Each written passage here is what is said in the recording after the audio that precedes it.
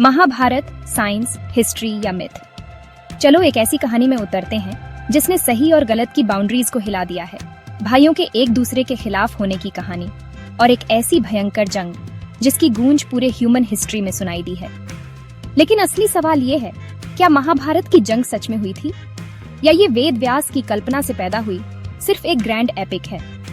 सोचो, द्वापर युग, ancient India में विजडम और हीरोइज्म का गोल्डन एज।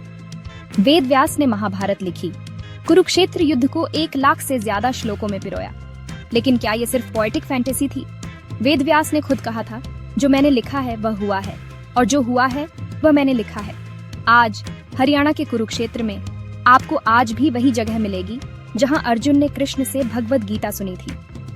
लेकिन ये सिर्फ फेथ की बात नहीं है, यहाँ आर्कियोलॉजिकल एविडेंस भी मिले हैं। 2014 में archaeological survey on off India ने कुरुक्षेत्र, हस्तिनापुर और इंद्रप्रस्थ जैसी जगहों की खुदाई की। उन्हें क्या मिला? Pottery, metal weapons, ancient cities के खंडहर, ये सब क्राइस्ट से लगभग 3000 साल पहले के थे। क्या ये महाभारत काल के क्लूज नहीं है?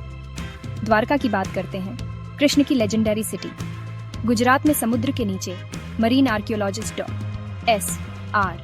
राव को चौंका देने वाले अवशेष मिले। दीवारें, सड़कें, पिलर, बिल्कुल महाभारत के डिस्क्रिप्शन जैसे।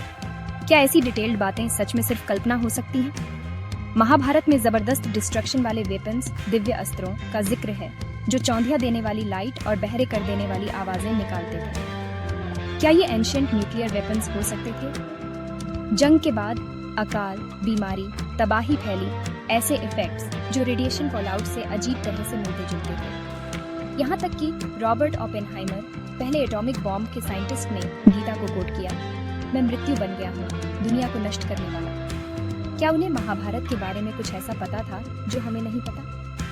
कुछ हिस्टोरियंस का तर्क है कि महाभारत एक स्पिरिचुअल मेटाफर है, अच्छाई और बुराई के बीच की लड़ाई। लेकिन इतनी सारी रियल जगहों, एक्यूरेट इवेंट्स और एंशिएंट ऑब्जेक्ट्स के साथ क्या ये सिर्फ एक कविता है? क्या कोई कहानी हजारों सालों तक इतनी विविडली यादों में जिंदा रह सकती है? महाभारत सिर्फ एक जंग नहीं थी, ये एक टर्निंग पॉइंट था, शायद एक हिस्टोरिकल रिकॉर्ड, शायद एक डिवाइन वार्निंग कि जब लालच, नफरत और अहंकार बढ़ाता है तो धर्म को भी हथियार उठाने पड़ते हैं। क्या ये सच में हुआ था या हमने सिर्फ ये मानना चुना है कि ये हुआ था? सच जो भी हो, कुरुक्षेत्र की भूमि शांत रहती है, लेकिन उसकी मिट्टी में एक ऐसा इतिहास है जो कभी फीका नहीं पड़ेगा।